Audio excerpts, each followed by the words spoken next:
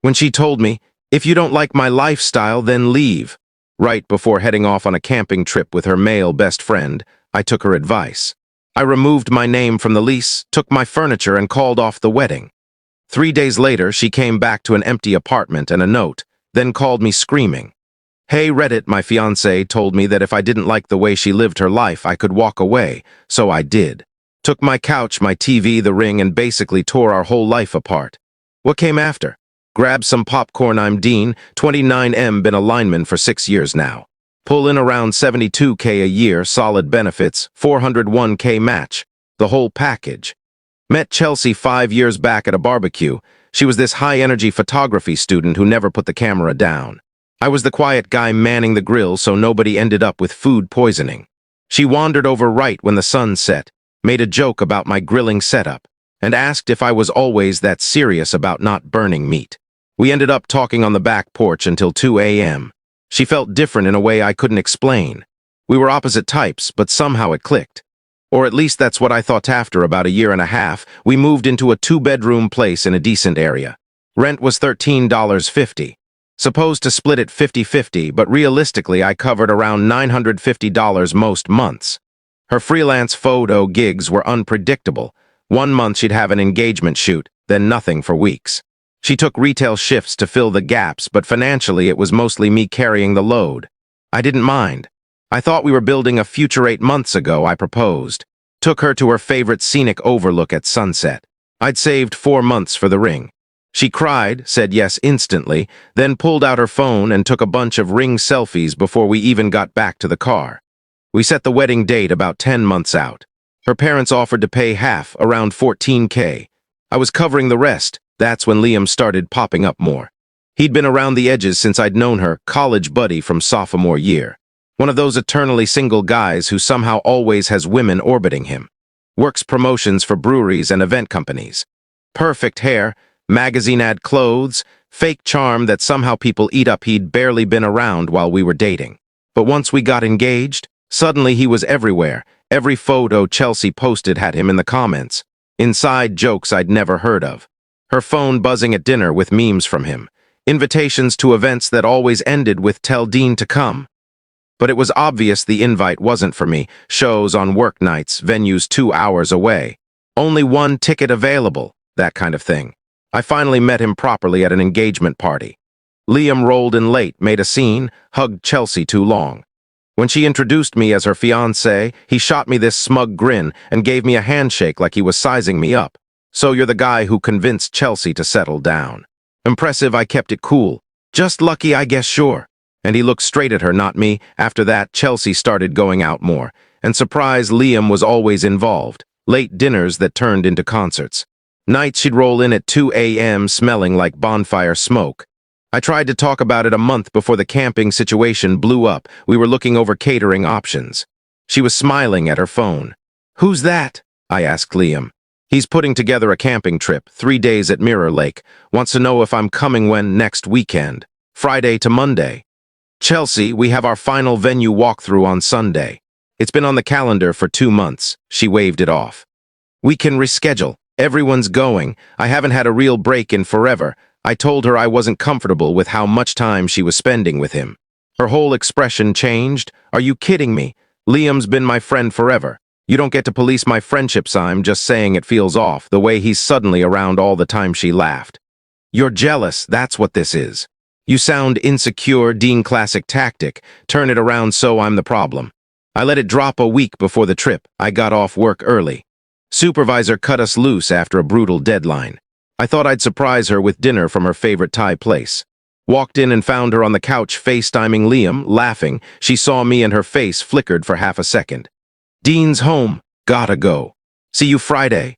She hung up quick. What was that? Just talking about camping. He's bringing the tents right. Totally normal. Then came the blow-up, Thursday night, about 20 hours before she was leaving for Liam's wilderness getaway. I got home around 7. We'd been dealing with a major power outage, transmission line down, 2,000 homes out, 10 hours of chaos. I was dead tired. I walked into the bedroom and she was packing like she was prepping for a week-long expedition. Heavy-duty camping gear laid across the bed. Sleeping bag, portable chair, moisture-wicking shirts she'd never worn, 3 swimsuits for the lake. The expensive perfume I bought her for Christmas, the one she saved for special nights. Everything about it looked more like a romantic retreat than a casual trip with friends, packing pretty heavy for 3 days. I said from the doorway, still in my work clothes. She didn't look up, just kept folding another shirt. Want to be prepared. Weather's supposed to be perfect. Liam says the lake is amazing this time of year. I'm thinking I should come too, I said. That made her finally look at me. What? No, this is my friend group, Dean. You don't even know most of them. You're my fiancé. Her jaw tightened. And you're not invited. If it's all friends, then me being there shouldn't be an issue. She stood straight, arms crossed. This is what I'm talking about. The jealousy. I'm going camping with friends, and you're acting like I'm committing a crime. You're skipping our venue walkthrough to spend 3 days alone with Liam in the woods. We're friends. Not every guy wants to sleep with me, Dean. That's your insecurity, not my problem. My issue is watching you prioritize him over us. She scoffed. Maybe I'd want to spend more time with you if you weren't so boring. You get home tired, sit on the couch, never want to do anything. Liam actually knows how to have fun. There it was. Liam was exciting. I was dull. If you don't like this, she said, stepping closer with eyes like stone. Then why are you even marrying me? I stared at her. If that's how you feel, she cut me off. Maybe you're right. If you don't like the way I live my life, then leave. I'm done apologizing for wanting freedom. The room went dead quiet. 5 years together. A ring I'd skipped meals to afford, sitting on her hand, venue booked, 14,000 paid, in deposits. Invitations printed. My name on the lease, our lives intertwined. And she was telling me to go because I didn't support her romantic 3-day camping getaway with Liam. Something in me snapped clean in half. All the months of wondering if I was overreacting. Gone. I looked at her for a long, long moment. Then I nodded. Okay, she blinked. Okay, what? You can go. Enjoy your trip. Point 1. Her face shifted. She hadn't expected calm. She'd been ready for a fight, for pleading, for drama. Good. Whatever. QI walked past her to the closet and pulled out a duffel bag. What are you doing? She demanded. Packing. I started taking clothes off hangers. Dean, stop being dramatic. I'm just going camping. I'll be back Monday. I kept packing. Dean, seriously, this is ridiculous. I grabbed my phone and texted Hunter. Need a place to stay. You home? He replied in 30 seconds. Doors unlocked. Guest rooms yours. Chelsea, watch me now. Confusion melting fast into panic. You're seriously leaving over a camping trip? I looked at her. You told me to leave if I didn't like how you live. So I'm leaving. Enjoy Liam and the lake. She grabbed my arm. I didn't mean it like that. Don't do this. You're twisting everything. I pulled away. She followed me into the living room while I grabbed my keys and work bag. You're overreacting. I paused at the door, looked at her one last time. Have fun. And I walked out, threw my stuff in the truck and drove. Got to Hunter's around 9. He had a drink ready and asked 0 questions. Just pointed me to the guest room. That night, Chelsea sent one final text. You know what? I will have fun. I'm not letting you ruin my weekend. You're such a dramatic jerk. Left her on read. I had things to handle. I waited until she left Friday morning.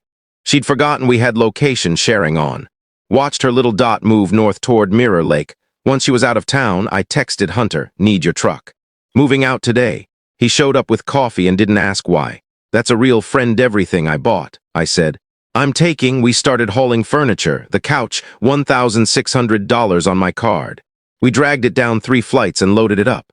Kitchen table, mine. TV, mine. Entertainment center, mine. Desk, office chair, bookshelf, dresser, all mine.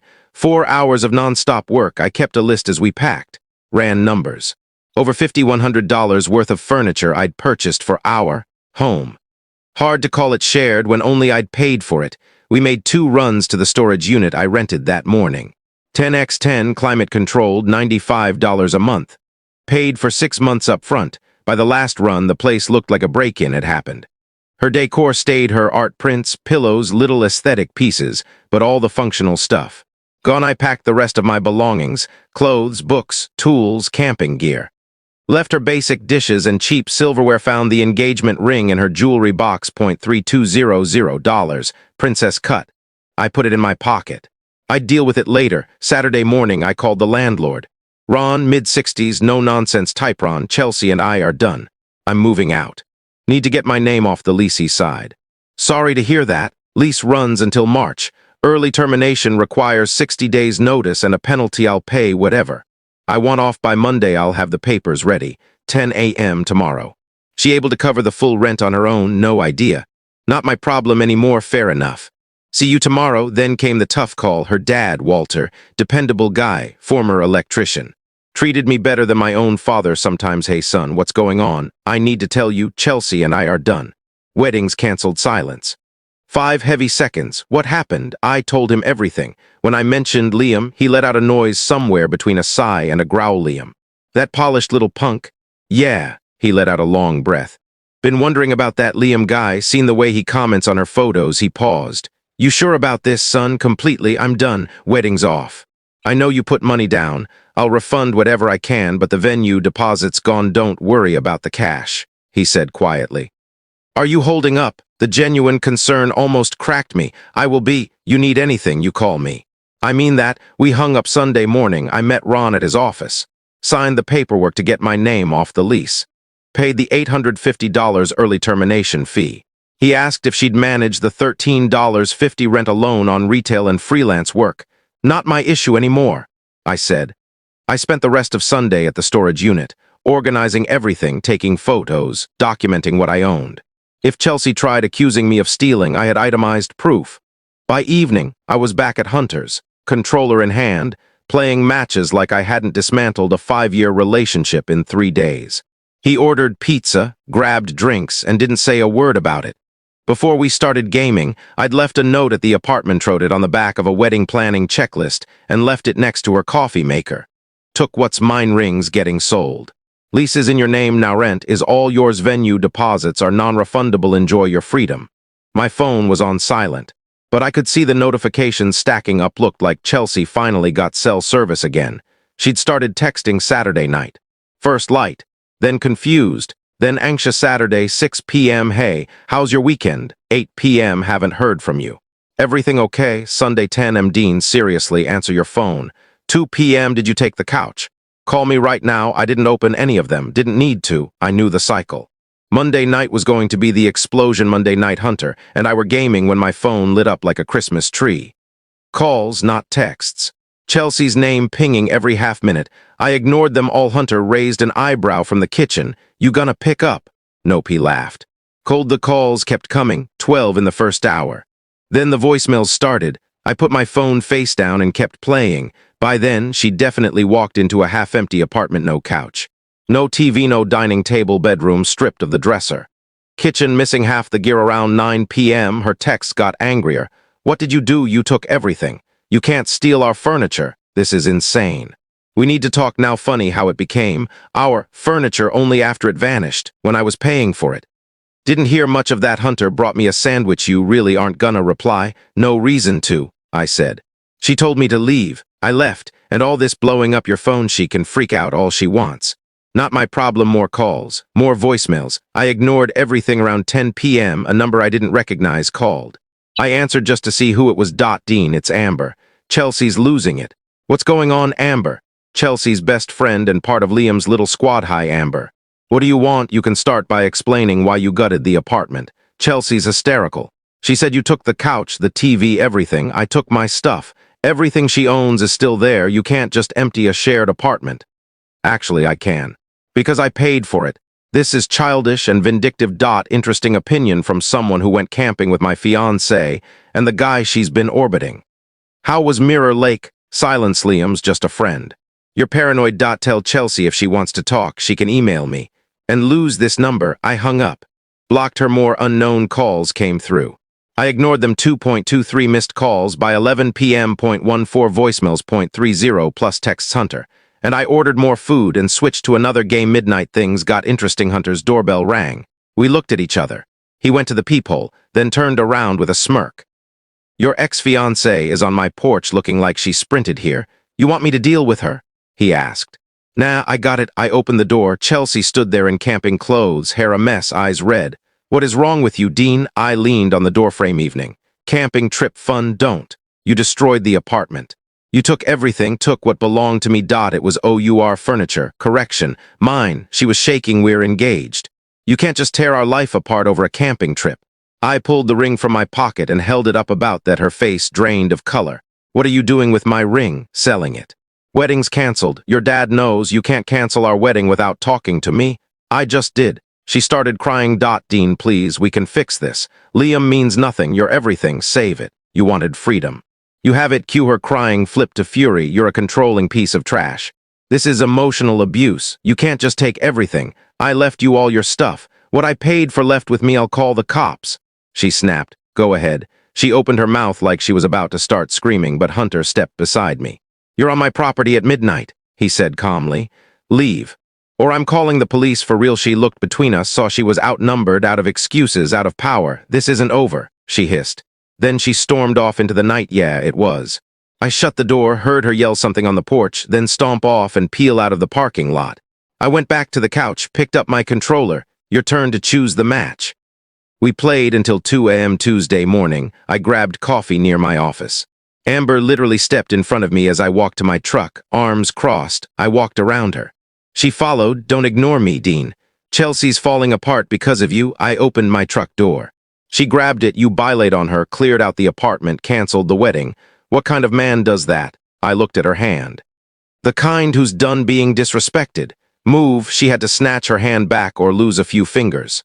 I started the engine. She smacked my window. Pathetic. Liam's twice the man you'll ever be. I rolled the window down 2 inches. Then she'll be fine. Drove off. Saw her screaming in the lot through my rear view. Didn't care that afternoon. Unknown number. Bernie's Diner, 6 p.m. Be there. Grace, yeah. No, at 6:15 she called. Dean, I'm waiting for you. I didn't agree to me time. Chelsea's mother. After 5 years you owe me a conversation. I don't owe anyone anything. Return the furniture, apologize, and fix what you ruined. Call the cops then. I have receipts. You're financially abusing my daughter. I hung up and blocked her. 10 minutes later, someone started pounding on Hunter's door. Hard. Hunter glanced at me. Your circus, probably. I opened it. Grace on the porch, furious. You hung up on me. You disrespected me. You showed up uninvited. That's on you. She's living with us because of you. She's living with you because she chose a weekend with Liam over our engagement. Grace got in my face. Liam is just a friend. You were controlling and jealous. You pushed her away before I could respond. An F-150 rolled up. Walter. He stepped out, took one look at his wife ranting on another man's porch, and his expression died. Grace, what are you doing? Talking to Dean about what he did. He took everything. Left her with nothing. Walter looked at me. You take anything that wasn't yours? No, sir, then there's no theft. Grace sputtered. Whose side are you on? The side that isn't delusional. I've seen Liam's comments for months. Dean isn't stupid. Neither am I, so you'll just let her suffer. She made her choices. She can live with them. Get in the truck. I'm not done. Yeah, you are. She jabbed a finger at me. This isn't over. Walter shook his head. Actually, it is. Then to me, quieter. Sorry, she showed up. It's fine. He handed me a card. If she or Chelsea keep bothering you, call me. They left. Grace still ranting as he forced her into the truck. Hunter came up beside me. Did your ex's dad just shut down his own wife for you? Yep, that's the coldest thing I've ever seen. Wednesday, Chelsea tried showing up at Hunter's again. This time he handled it before I even got off the couch. I was in the guest room working when I heard shouting outside. Looked out the window, Chelsea on the porch yelling through Hunter's screen door. I know he's in there. Dean, get out here. Hunter stood in the doorway, phone in hand. You're trespassing. I told you Monday. Leave. Not until he talks to me. He can't keep hiding. He just doesn't want to see you, Hunter said. She screamed, Dean, you're a coward. Real men face their problems. Hunter stayed calm.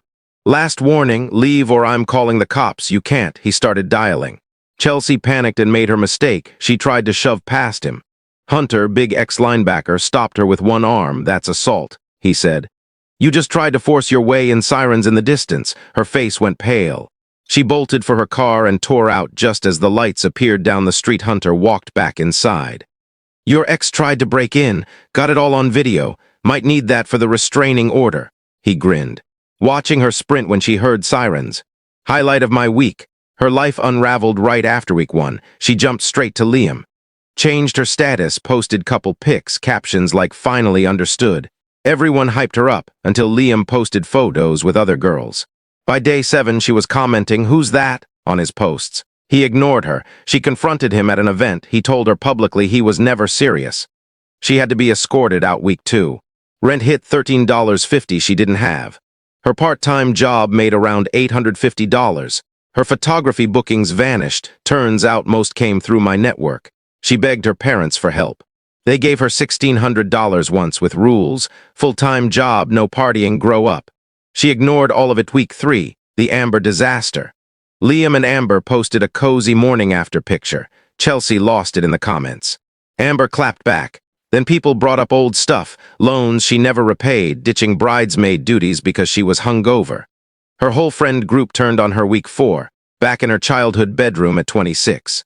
Failed engagement, retail job, sleeping under old posters, week 5. The desperate texts started. I messed up. You were right, please give me another chance. Ignored, I need you. Ignored, she tried showing up at my old office. They told her I'd transferred. She left her number. No one passed it on. Then she went online, posted a long Facebook rant calling me controlling, abusive, a thief. Claimed she was talking to lawyers. I screenshotted everything and sent it to my lawyer friend. Within hours, mutual friends corrected her in the comments. She deleted the rant, but too late. Meanwhile, my life was leveling up. Found a nice 1-bedroom for $950, better than the place we shared. Moved my things out of storage, made it mine. Bought a deep sectional, mounted a 65 TV, upgraded my gaming setup. RTX 4080 PC, liquid cooling, full RGB, dual monitors, mechanical keyboard she used to hate. Dropped about $4,500 and didn't regret a cent. Joined a work-connected rec basketball league. First week I nearly died after 10 minutes. By week 4 I could keep up. By week 8 I was scoring again. Made new friends, started grabbing food after games, life moved on. Hers unraveled. Simple as that. Got serious about the gym too, nothing to do with revenge, just finally had time. Started lifting 4 days a week with an actual program instead of random workouts. Put on about 15 pounds of muscle in 3 months and felt better than I had in years. Work friends started inviting me out more. I realized I actually liked hanging out with people when I wasn't rushing home to manage a dying relationship. About 2 months in, I met Nicole at a work mixer. Graphic designer, freelanced for big clients, actually had career goals. We started talking about a project she was working on with our utility division, then somehow ended up swapping hiking suggestions. That became our first date, an 8-mile trail. She kept pace the whole way, no complaints. Second date, she cooked dinner from scratch and told me about landing a major contract. It felt easy. Chelsea had made basic respect feel like a negotiation. With Nicole, it came naturally. Around week 10, Chelsea tried messaging Nicole on social media. Nicole forwarded me everything. First message at 11 p.m. Just warning you, Dean's controlling and abusive. Get out while you can. Second one, 30 minutes later, he'll isolate you. I lived it for 5 years. Then the unhinged one started. You think you're special. He'll replace you like he replaced me. Dean destroys people. Have fun with that boring loser. And finally, you stole my life. I should have been the one with him. Nicole screenshotted all of it. Your ex is completely unhinged. Saving these, I sent everything to my lawyer buddy. His reply was simple: save everything. Don't respond. She contacts either of you again, you've got enough for a restraining order. I made a folder for all her rants, threats, and texts. Nicole blocked her everywhere and never brought it up again. That's when I knew I'd upgraded for real. Things were calm for a few weeks, until Greg's housewarming. I almost skipped it, figured Chelsea might show, but Greg was a good friend and Nicole was coming with me. We arrived around 7.